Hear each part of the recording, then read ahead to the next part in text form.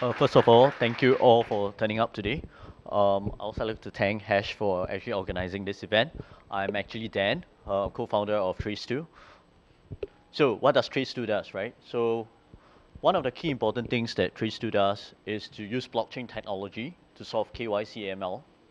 And then apart from this, we use artificial intelligence, which is our AI, and machine learning to actually further comply with the global regulations. Now, one of the key tagline that we all always have, right? AML KYC problem is not new and it has not been solved, and it remains one of the biggest problem. So how this problem, does it really lies only at our end, or the banking end, or any other industry end? Let's take a look. This is just not a banking problem, right? Now, the banks and FI has been one of the largest scrutiny in the world today. So a lot of KYC AML, you see a lot of fines coming through the banking industry as well as the financial institution. Let's take, for example, Deutsche Bank, Goldman Sachs, JP Morgan. They face a lot of this KYC AML problem. Now, the other problem that a lot of people face are FinTech and Blockchain. Why? Seated in a blockchain and FinTechs, we have a lot of startups, right? So startups, we are key important things. We are actually very small. And we have to comply with the regulation. So this is our real problem, right? As a small team, we really need to comply.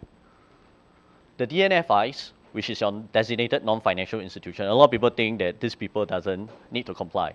Your lawyers, auditors, as well. Oh. Yeah, okay. Auditors and corporate secretarial professionals is also part of this framework. So under the Financial Action Task Force, which is a global regulations, all these people needs to comply, including your non-profitable organizations. So this is a very good chart, right? If I look at here, when regulatory requirements get more stringent and regulatory requirements get more under scrutiny, all of our happiness goes down, okay? So none of us like AML and KYC, right? So it does not equate to AML and KYC. It does not equate to happiness, right? One of the key important things is, now in this world today, right? I used to work for the bank. So basically we have inefficient regulatory outcomes. So the regulators are never clear about some of the guidelines. We have to reinterpret ourselves, right? So as humans who are working for firms and industries, we interpret this KYC ML guidelines and consultation papers from the different regulators. The other problem that we face today is also the manual and analog process. So there's a lot of manual processes that is going on with KYC ML. So if you look at some of the exchanges that you guys are trading in, some of the KYC ML takes about close to 3 weeks. But can you even do it in 2 weeks? I'll come to that later. Apart from this, there's limited resources. So the number of headcounts is actually reduced, especially when you're in fintech, startups, and blockchain companies, or newly startup, right? So we have limited resources, and we need to actually comply with it. Now, another problem, most of us are not trained compliance officers. So we are pretty much very worried about criminal liabilities. So with more criminal liabilities, you're more worried about your reputational risks. And then, of course, end up having monetary penalties. Now, this is the value proposition of Traceto. Now, building an inclusive KYC solution end-to-end and giving it a seamless experience, and to cover all market participants, not only just you and me. Now, it also enables smart contracts. So basically, running through a very fast transactions and artificial intelligence technology where we do transaction monitoring. Last but not the least, we revolutionize this KYC to bridge the real world and the digital identity. So we usually serve the underserved. So who are the underserved people, right? The fintech, blockchains, and startups, the exchanges and wallets today, and to promote regulatory inclusion within the compliance space. Now, so Traceto. Now, Traceto is actually a firm that will answer 4 fundamental questions. And these 4 fundamental questions will answer all your questions that you need to comply with for Financial Action Task Force. The 4 questions are who you are not, what do you do, and are you still say who you are? So first question, who you are, that is identity.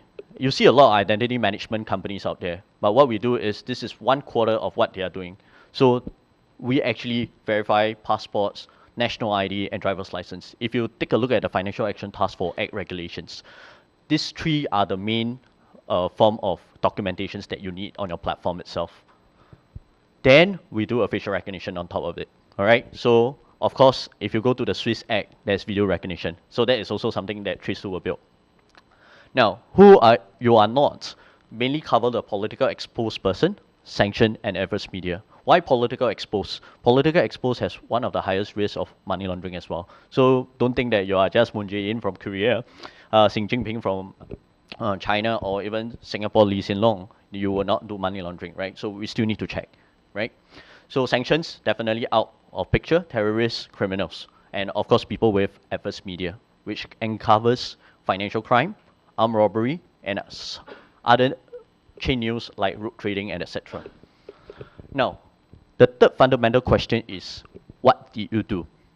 We monitor each and every one of your transactions. So going through your exchanges, your wallets, and anything that you need to build for P2P, lending, etc. So we monitor the suspicious activities through machine learning, and then taking out the source of funds as well. Okay, where do your funds actually reside in, and where the funds will come from. Last but not the least, are you still say who you are? After whatever you have done for the first three, we need to continuously update ourselves. So basically, for companies or industries players, they will always do an ongoing due diligence cycle. So it's just not a one-day effort where you do it right at the front, and then for the rest of the year, you are doing nothing about it. So Tracetowa will help you do the ongoing due diligence cycle to ensure that we keep you out free of your users or your clients that are actually falling under the who you're not, your sanctioned criminals, adverse media. So how do we actually achieve this? Now, the 4 questions are re-replicated into this chart. So the first portion is to do the profiling. The profiling will include facial recognition, optical character recognizing, and then, of course, video recognition. Of this, we already built the facial recognition and optical character recognizing. Now, the blacklist screening is the other portion where you need to check for political exposed person, sanctioned, and adverse media. We will decentralize all your database providers. What do I mean by decentralized? Today, the 2 top best database providers will be Thomson Reuters WorldCheck as well as Dow Jones Factiva. Now, with us having on board, we are agnostic to database. So we will cover Thomson Reuters WorldCheck, Dow Jones Factiva, C6 Intelligence, LexisNexis, and Equity. So with that, we decentralize all the database, and then we have it on our profiles, and then we will check through all your clients. We don't try to re-engineer new things, right? We try to decentralize and do what is best for the outcome. Next, transaction monitoring and source of funds. This will be run through a very good end-to-end. So counterparty 1, counterparty 2, where your money will be sent to.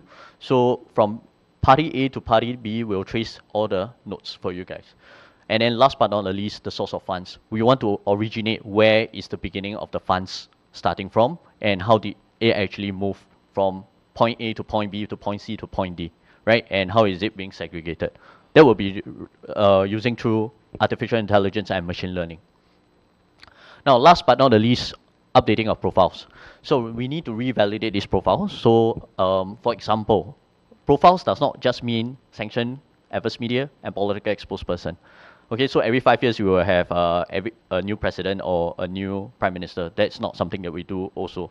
On top of this, our passports expires every 10 years for China and US. For Singapore, it's 5 years. So we expect your clients to keep renewing all this so that you get the latest copy of the passports, the national ID, and the driver's license. Now, why do we do this? Right, we pretty much replicate what the industry needs and the capability of the industry. Important thing is to know that whatever you do in an exchange, either in the digital or the real world today, which is the current Korean stock exchange, or even in the exchange like Outbit or whoever not, that you are trading on cryptocurrencies, they all have one thing, the product suitability. So what kind of products are being risk rated? So for example, Dan may not be educated to buy a certain OTC products off the shelf. We are trying to match that product suitability to that person as well. So if your risk rating is better, then of course your product suitability, you can take a higher risk. Of course, if you are someone at age 70 and you're already a grandmother, you want to buy a product that is risky for you. So we are trying to match that into the product suitability category. Last but not the least, we will work on creditworthiness. So all of us know that there's a lot of P2P lending. So creditworthiness is something that I think will be beneficial to a lot of people in the market today. So let's say, for example, if you want to open a margin trading account or an account that is stipulated for exchanges, we want to see how much money do you have and how much creditworthiness, or are you in debt, bankruptcy, or litigation. So this is something that we're going to build. Eventually, this will actually help to know your HR policies as well as knowing your employees, so your employee will know whether you're actually fraudulent or actually you really have problems with your debts. Okay? Now, this is how Traceto will work in the blockchain world today. Now, Traceto will implement an app which looks something like that, okay, where you key in your personal particulars. Wherever you actually do your signing up for your exchanges, you will have to pull out your passport and then smile to the passport and then match it together with the passport that you have, right? So there's a couple of personal particulars fields that you need to fill in. Then it will be stored in the Tracetowa IO network.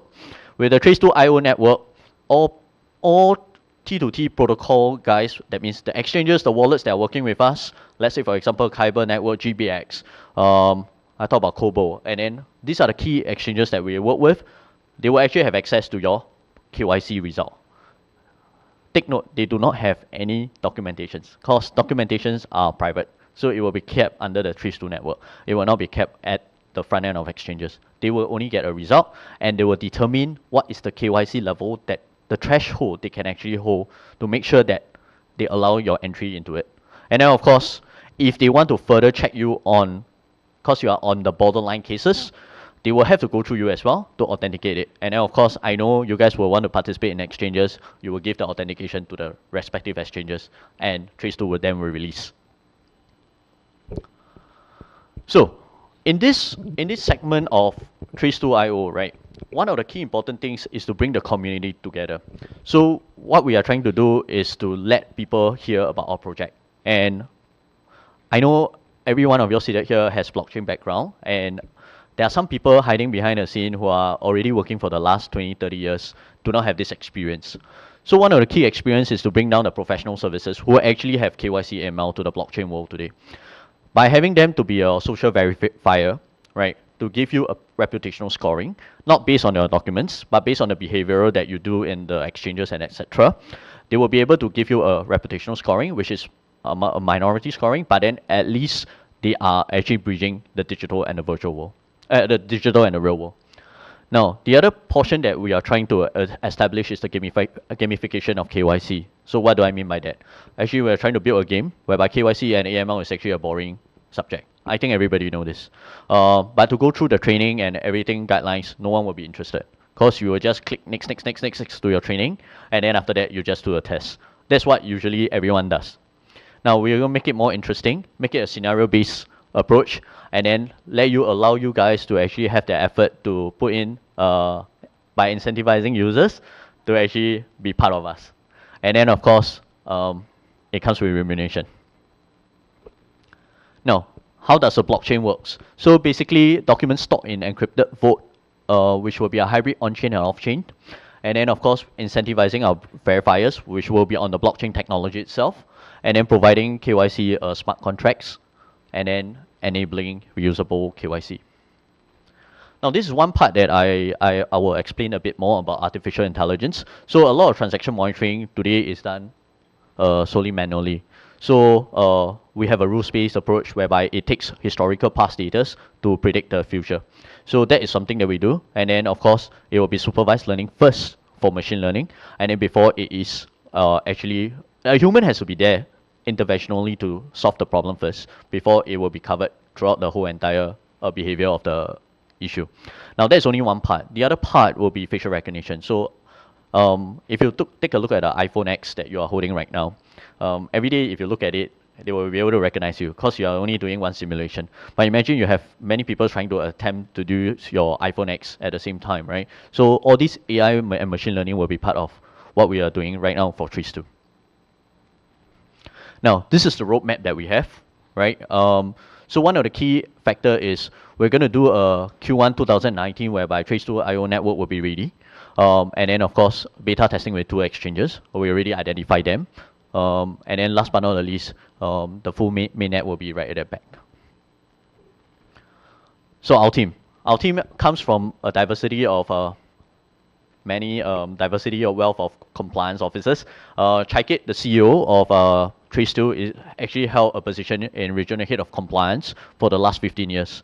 Then we have Diaz, who has a blockchain technology background, who holds about 5 years. And then, of course, he was part of KYC and credits.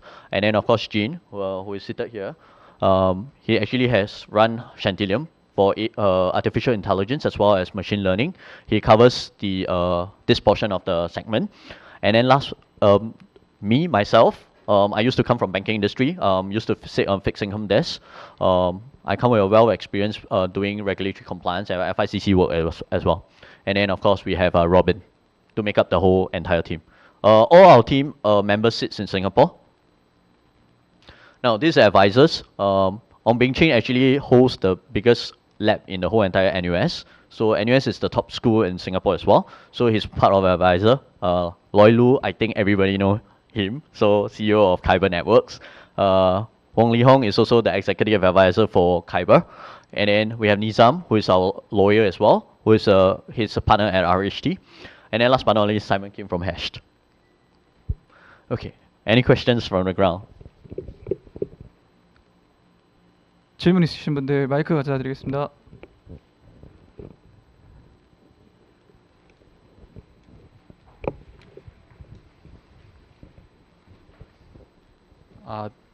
Thank you for your presentation. It was very great information to me. Oh yeah, sorry. Yeah. It was very interesting. One thing I want to know is, I think profile management, blacklist management, and transaction management, it was were main factor that you manage for other companies. Okay, so Trace2.io will be the one managing it for you guys. So we will actually support the community and support the exchanges as well. So we will only give you a scoring. Sorry? I think your question is pertaining to profile management as well as transaction. No. I didn't say my question yet. Oh, okay. Yeah. Sorry. My question is profile management and what was that? Blacklist management and transaction management. They are normal factors that have security companies have. So my question is, what differentiates your company from among other security company, except you are dealing with a blockchain company? Okay. Let me try to get this. Okay, I try to get a question first. So basically, you are trying to say what is the difference between me and a security company? Yeah, exactly. It's pretty much very different, right? What I'm trying to resolve here is the AML KYC portion in a decentralized manner, whereby what we're doing here is more towards the compliance regulation framework, and it's not more towards the security side of stuff. So we don't do like we make sure that there is no fraud detection. That's where we partner today with Sentinel Protocol. So that is where we will actually enhance the security portion, if you're asking that question. Yep. Thank you. Any other questions?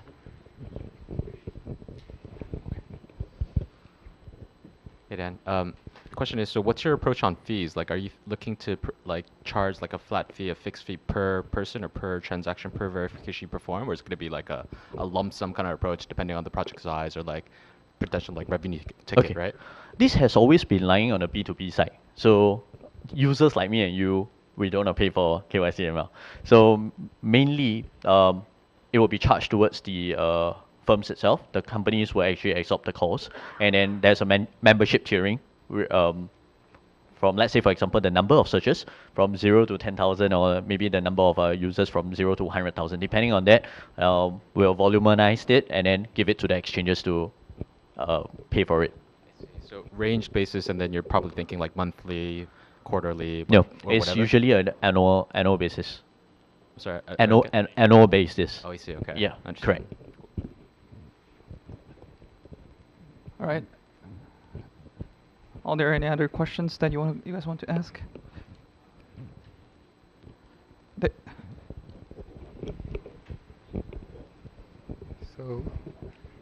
So how would you bring more KYC AML service providers on your platform? Sorry again. So how would you bring more service providers on your platform, like Okay. your company? Okay, existingly, we already have a good healthy pipelines of clients. So basically, running through the partnerships, we already moving two exchanges to the current platform, and then of course some of the existing clients from Synopsys will actually be moving to Tracetowa to help them ease the burden of doing KYC ML. Instead of a software, they will move to the Tracetowa model. So in short, actually we have already captured 156 blockchain companies in the globe today. So we'll slowly migrate them over to Tracetowa and then continue to sell the brand of Tracetowa.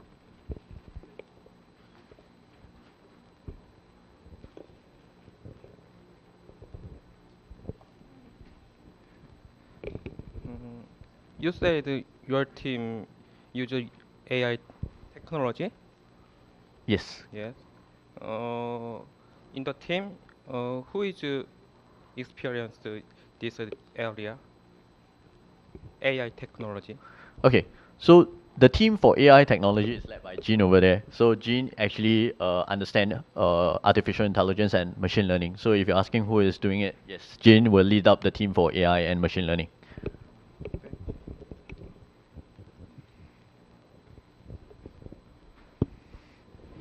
네, 혹시 다른 질문 또 있으십니까? 마지막 하나만 더 받고 다음 세션 넘어가겠습니다. I can get one more questions for Traceto. All right. Thank you. 박수 한번 부탁드리겠습니다. Thank you. Thank you, everyone.